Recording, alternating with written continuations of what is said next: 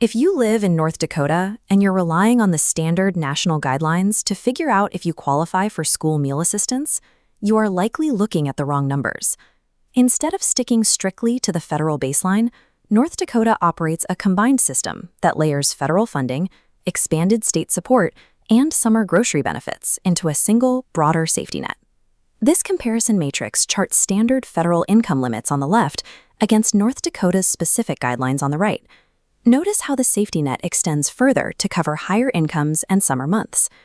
Because of state-level funding, North Dakota pays the remaining balance for the reduced price tier. The cash register cost drops to exactly $0. Families routinely assume they earn too much based on what they hear in the national news. By disqualifying themselves before they even apply, they leave hundreds of dollars in localized food assistance sitting on the table.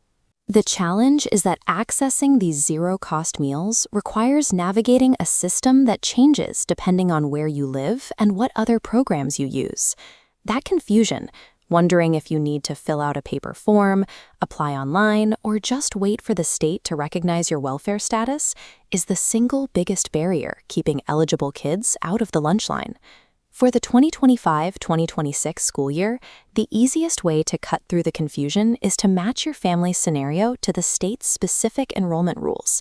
This decision tree outlines the 3 distinct pathways to eligibility in North Dakota. Your application requirements depend entirely on which of these branches fits your household. Identifying your specific pathway upfront minimizes your administrative friction and ensures you access the expanded state funds you're entitled to.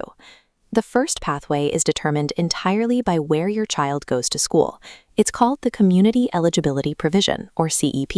If your child is enrolled in a school or district operating under this designation, that enrollment is the only input required.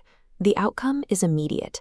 Every student in that building receives breakfast and lunch at zero cost, without a single household having to submit a meal application. The trade-off here is that your participation is completely out of your hands. It relies strictly on your local district choosing to participate in CEP, regardless of your personal household income. While this route eliminates paperwork and cafeteria stigma, parents still need to ensure the district has their correct, updated contact information so they don't miss out on downstream benefits when summer arrives. The second pathway is built for households that are already interacting with the state through other assistance programs. Under streamlined certification, the state looks for active participation in SNAP, TANF, Medicaid, or FDPIR.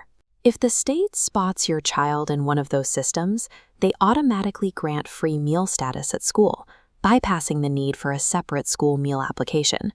However, this process relies on data sharing between different state agencies. If an address is typed differently or a name is misspelled across departments, the connection can fail. You trade the effort of filling out an application for the responsibility of auditing your school account early in the fall. You have to verify that the automatic link actually took place. The third pathway is critical to understand if your household income sits on the borderline and you assume you earn too much for assistance. This is the manual route. It requires you to request, complete, and submit the school meal application directly to your district. This application gives you access to North Dakota's expanded 225% poverty level rule. Standard federal limits for free meals are narrow. By comparison, North Dakota's 225% threshold covers households earning significantly more, extending help to many more families. Falling into this expanded income category places your child into a state-supported tier. For those who qualify for reduced-price meals, North Dakota steps in and pays the remaining fee, bringing your daily point-of-sale cost to $0. The trade-off is friction. You have to gather your income documentation, fill out the forms, and risk being denied if your math is off. But enduring that friction ensures you aren't paying out of pocket for meals all year. By taking the time to apply, you shield your family from accumulating daily lunch debt.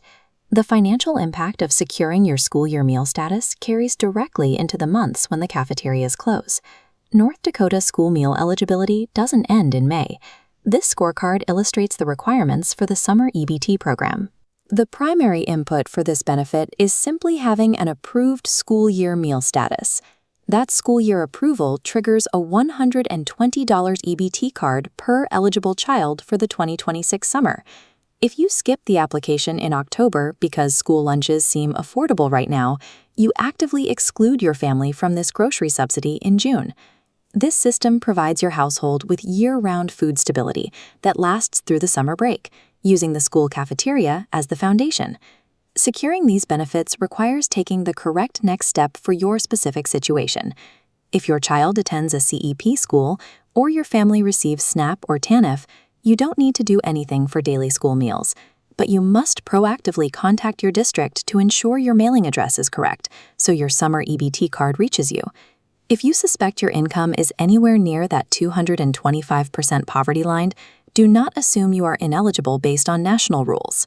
Sit down and take the 15 minutes required to fill out the manual application with your local district. North Dakota designed and funded this exact state expansion to support working families who sit right on that borderline. Properly matching your family to North Dakota's specific guidelines turns a single administrative task into hundreds of dollars in guaranteed year-round support.